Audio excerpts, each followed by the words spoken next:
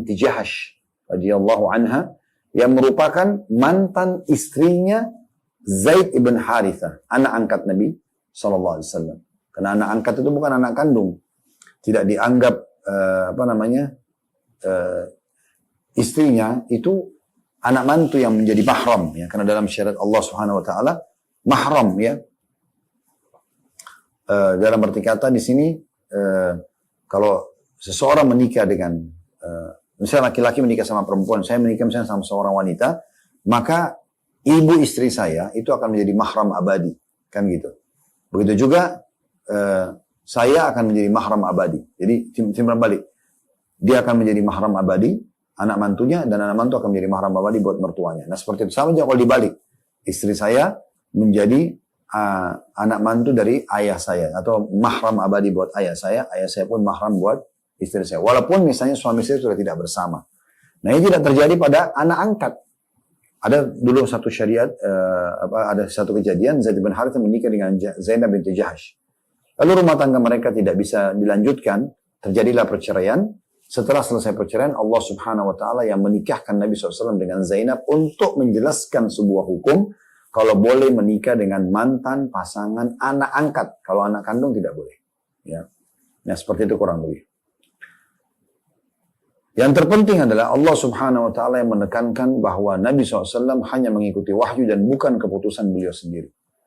Pernikahan-pernikahan ini pun semua terjadi karena perintah Allah Subhanahu Wa Taala, sehingga terbantahkanlah semua syubhat daripada para orientalis tersebut.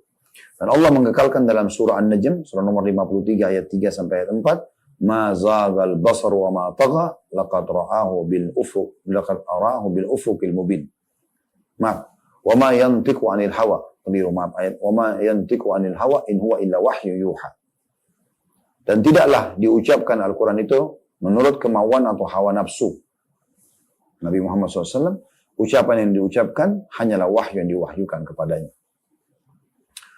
Allah yang Maha Suci mengaruniai Nabi SAW anak dari Khadijah 6 orang. Ya, 2 laki-laki dan 4 perempuan. 2 laki-laki yang sangat masyhur adalah Qasim, Al-Qasim. Makanya Nabi SAW punya julukan Abul Qasim. Dan yang kedua Abdullah. Walaupun kedua anak laki-laki Nabi SAW meninggal pada saat masih kecil tentunya, sehingga tidak ada yang mencapai umur balik, ya.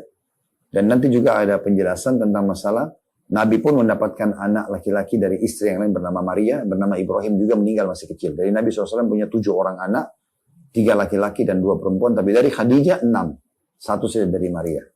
Sementara anak perempuan dari Khadijah ada 4 yang sangat masyhur, Ruqayyah, Ummu Kalthum, ya, dua-duanya ini dinikahi oleh Utsman bin Affan radhiyallahu anhu. Setelah Ruqayyah meninggal, Nabi SAW menikahkan lagi dengan Ummu Kalthum, kemudian Zainab dan juga Fatimah radhiyallahu anhunna ajma'in atau anhum ajma'in.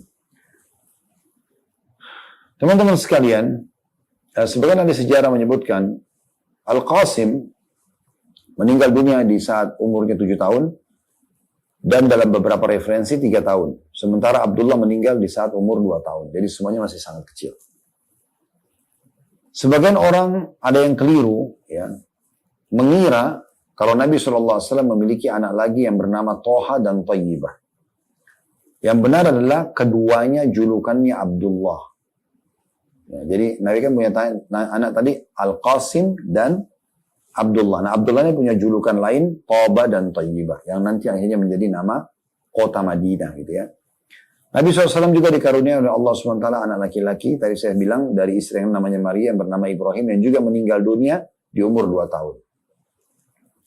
Dan dalam hadis yang sahih, kata Nabi SAW, sungguhnya aku diperlihatkan Ibrahim, sungguhnya Allah memberi Ibrahim, ya, seorang pemberi susu di surga.